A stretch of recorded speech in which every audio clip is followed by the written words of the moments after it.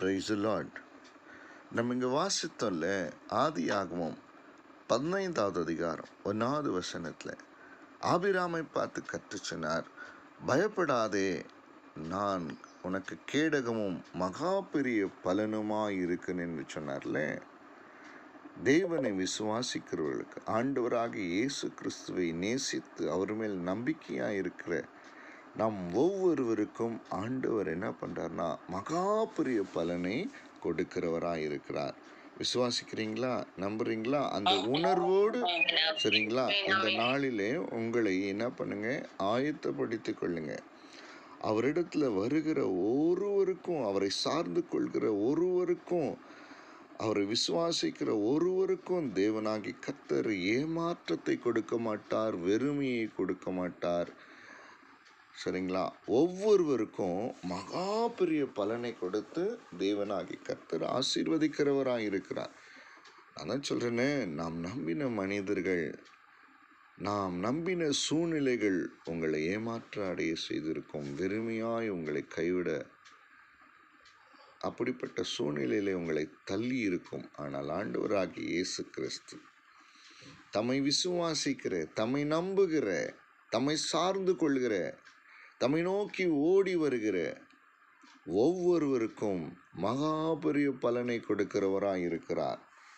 அந்த பெரிய பாக்கியமும் ஆசீர்வாதமும் இன்னைக்கு கர்த்தர் உங்களோடு கூட இடைப்பட்டு கொடுக்கும்படியாய் காத்திருக்கிறார். சோர்ந்து போவாதீங்க. இந்த ஆண்டவர் இயேசுவும் அப்படியா? எல்லாரும் போலையும் அவரும் ஒருத்தரா? என்னை ஏமாற்றின, என்னை வேதனைப்படுத்தின, வெறுமையாக்கின மனிதர்களைப் போல, சூழ்நிலைகளைப் போல அவரும் இருப்பாரா என்று சொல்லி ஒருவேளை நீங்கள் நினைச்சா அந்த எண்ணம் தவறான எண்ணம். ஆண்டவர் நமக்கு மகா பெரிய பலனை கொடுக்கும்படியாய் காத்து கொண்டிருக்கிறார். அருமையான தேவனுடைய பிள்ளைகளே, நம்ம பார்க்கிறோம். பாருங்க, லூக்கா எழுதின சுவிசேஷத்தில் 8வது அதிகாரம் 43வது வசனத்தை பார்க்கிறோம். 12 வருஷமாய் பெரும்பாடு உள்ளவளாயிருந்து தன் ஆஸ்திகளை எல்லாம் வைத்தியருக்கு செலவழித்தும் ஒருவனாலாகிலும் சொஸ்தமாக்கப்படாதிருந்த ஒரு ஸ்திரீ. இங்கே பார்க்கிறோம் பாருங்க, பெரும் பாடு. சரிங்களா, 12 வருஷம், 1 வருஷம் இல்லை, 2 வருஷம் இல்லை, 12 வருஷம் பெரும்பாடு. எல்லா ஆஸ்திகளையும் என்ன ஆச்சு, வைத்தியர்களுக்கே செலவு பண்ணியிருக்காங்க. ஆனால் ஒருவனாலும் என்ன பண்ண முடியல, அவங்கள சுகமாக்க முடியல. யாரை நம்பி தெரியுமா வந்தாங்க? தேவனை சார்ந்து கொள்ள வந்தாங்க, தேவன் மேலே விசுவாசம் வைத்து வந்தாங்க, ஆண்டவராக இயேசு கிறிஸ்துவை நம்பி வந்தாங்க. கர்த்தர் என்ன பண்ணார் தெரியுங்களா? வெறுமையாக அனுப்பி விட்டுட்டாரா? ஒன்றும் இல்லாமல் அப்படியே அனுப்பிச்சி விட்டுட்டாரா? சொல்லுங்க பாருங்க. 44ஆம் வசனம் சொல்லுது, அவருக்கு பின்னாக வந்து அவருடைய வஸ்திரத்தின் ஓரத்தை தொட்டால் உடனே அவளுடைய பெரும்பாடு நின்று போனது. அன்பு தெய்வ பிள்ளைகளே, கர்த்தர் மேலே வைத்திருக்கிற உங்கள் விசுவாசம், ஆண்டவரை நம்பி வந்திருக்கிற உங்களுடைய வாழ்க்கையின் சூழல் நிச்சயமாய் ஒரு மகா பெரிய பலனை தேவன் கொடுத்து உங்களை உயர்த்தி மேன்மைப்படுத்த போகிறார். நீங்கள் அறியாததை, நீங்க யோசிக்காததை, ஓ இப்படி எனக்கு ஆயிற்று, இதை நான் நம்பலையே, இந்த அளவுக்கு கர்த்தர் எனக்கு செய்தாரே என்று சொல்லி நீங்க ஆச்சரியப்பட விதமாக அவருடைய மகா பெரிய பலன் இருக்கும். தெரியுமா? இன்னைக்கு நீங்க சோர்ந்து போயிருக்கலாம், நீங்க பலவீனப்பட்டிருக்கலாம். என்னடா இன்னும் சூழ்நிலை மாறலையேன்னு சொல்லி ஆண்டவர் ஆபிரகாமை பார்த்து சொன்னார், நான் உனக்கு மகா பெரிய பலனாக இருக்கிறேன்.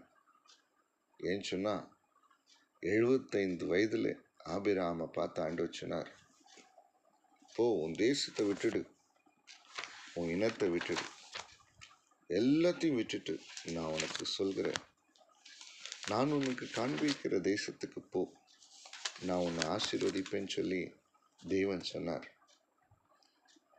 ஆதியாகமம் 12:4 கர்த்தர் ஆபிரகாமுக்கு சொன்னபடியே அவன் புறப்பட்டு போனான்.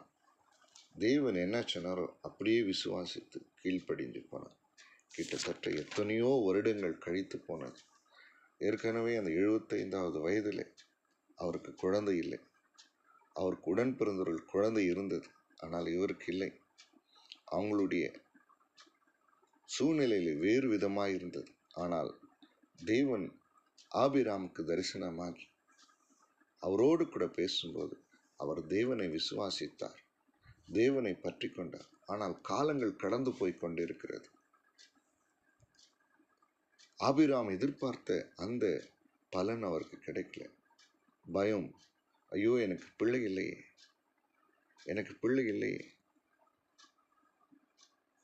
தமஸ்கு ஊரானாகிய இந்த எலியாசர் என் வீட்டுக்கு விசாரணை கர்த்தனா இருக்கிறானே, ஒருவேளை இவன்தானா எல்லாவற்றுக்கும் சுதந்திரவாளியா இருப்பானோ? ஆண்டவரை பார்த்து கேட்கிறார், தேவரீர் எனக்கு புத்திர சந்தானம் இதுவரையிலையும் அருளிலேயே, என்ன ஆண்டவரை பண்றது? நான் உங்களை நம்பி வந்துட்டேனே, உங்களை சார்ந்து கொண்டு இருக்கிறேனே, உமையே விசுவாசித்து கொண்டு இருக்கிறேனே அப்படின்னு சொல்லி ஒரு பெரிய பயம். ஆனால் கர்த்தர் என்ன தெரியுமா சொன்னாரு? இல்லை அப்படியாமே இல்லை, நான் உனக்கு மகா பெரிய பலனை கொடுக்க போறேன். என் மேல வச்சிருக்கிற அந்த நம்பிக்கை, என் மேல வச்சிருக்கிற அந்த விசுவாசம் உன்னை ஒரு நாளும் வெட்கப்படுத்தாது, உனக்கு மகா பெரிய பலனை கொடுக்கும் என்று சொல்லி பாருங்க. ஆதியாகமம் 15:5 பார்க்கிறோம், கர்த்தர் ஆபிராமை வெளியே அழைத்து, நீ வானத்தை அண்ணாந்து பார், நட்சத்திரங்களை என்ன கூடுமானால், உன்னாலே என்ன கூடுமானால் அவைகளை என்ன என்று சொல்லி அவனை நோக்கி, உன் சந்ததி இவனுமா இருக்கும் என்றார். Praise the Lord. ஆமென்.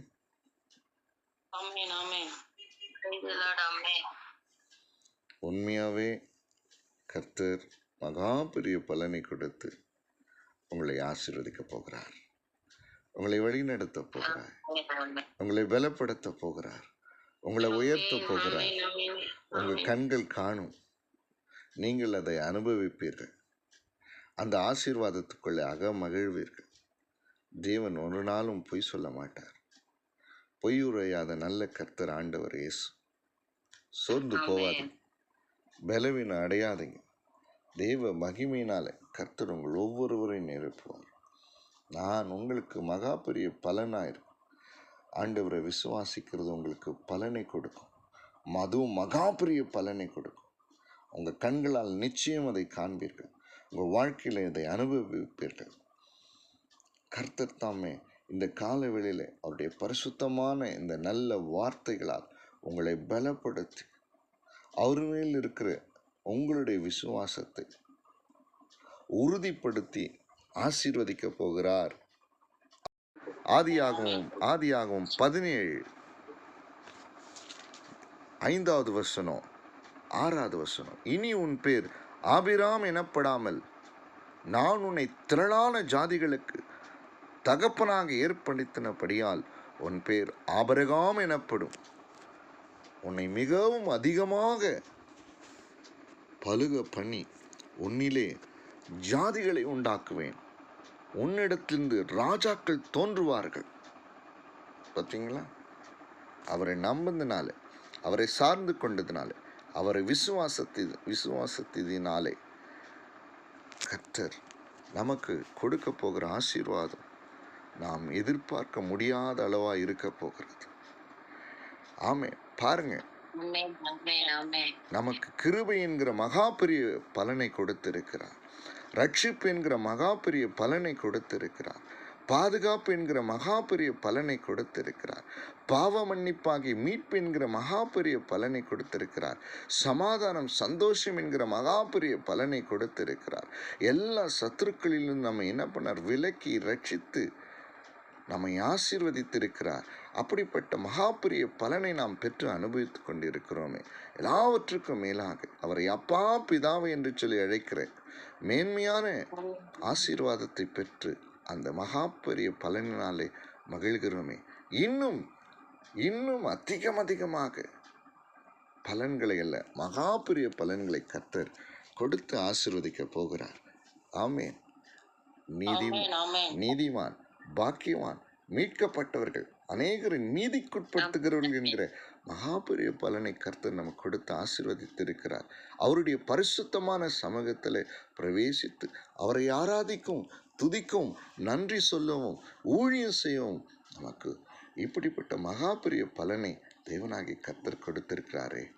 நம்மை அவர் வெட்கப்பட விடவே மாட்டார். அவரை நம்பி இருக்கிற நாம், அவரை விசுவாசித்திருக்கிற நாம் ஒரு நாளும் வெட்கப்படுவதில்லை. கர்த்தர் நம் ஒவ்வொருவருக்கும் மகா பெரிய பலனாய்